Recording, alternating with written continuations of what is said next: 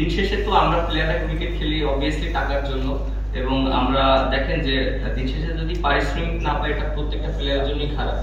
না আমি তো আসলাম আপনাদেরকে বলছেন, রিকোয়েস্ট করছেন আমার দরকার তাই।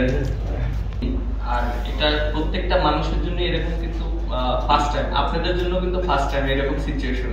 সো আপনারা যে পজিশনে আছেন আমরাও সেই একই পজিশনে আছি, প্রত্যেকটা মানুষই কিন্তু একটা এনভায়রনমেন্টের ভিতর দিয়ে যাচ্ছে।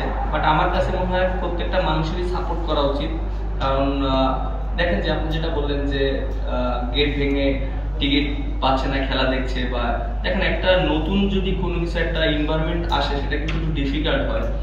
এবার একটু ডিফারেন্ট হচ্ছে, বাট আমার কাছে মনে হয় প্রত্যেকটা মানুষ পাশে থাকাটা ইম্পর্টেন্ট।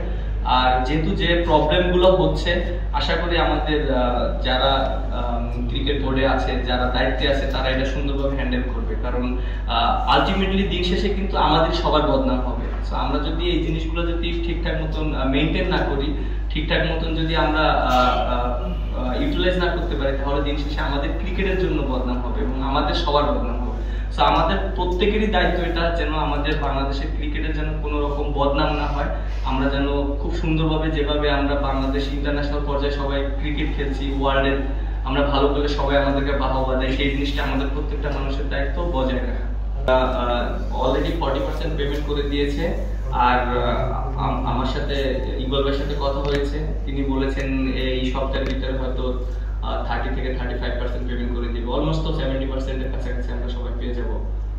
দিন শেষে তো আমরা প্লেয়াররা ক্রিকেট খেলি অবভিয়াসলি টাকার জন্য, এবং আমরা দেখেন যে দিন শেষে যদি পারিশ্রমিক না পাই এটা প্রত্যেকটা প্লেয়ারের জন্যই খারাপ। আর যেহেতু সবাই একটা দিক থেকে আশা করবে অবশ্যই, যেহেতু ক্রিকেট বোর্ড আমাদের গার্জিয়ান, ক্রিকেট বোর্ড অবশ্যই এটার ব্যাপারে কথা বলবে, এবং তারা আমাদের প্রত্যেকটা মানুষের হয়তো রেসপন্সিবিলিটি নিয়ে কথা বলবে সবার সাথে, যারা ফ্র্যাঞ্চাইজি ওনার আছে, এবং সেই ক্ষেত্রে যদি প্রবলেম হয় সবাই হয়তো ক্রিকেট বোর্ড একটা ভালো একটা সলিউশন দিবে আমার কাছে মনে হয়। ভাবে হয়েছে দেখেন যে এর আগে কিন্তু এরকম কখনোই হয়নি, আমার কাছে মনে হয় প্রথমেই মনে হয় এরকম সিচুয়েশনগুলো ঘটেছে। বাট সবাই একটু মানে এর ভিতরে আছে, আপনি মানে সবাই যদি একটু চিন্তা করে যে না এখন আমাদের দেশ সেটেল নেই, এর জন্য মনে হয় হয়তো এই প্রবলেমগুলো হচ্ছে।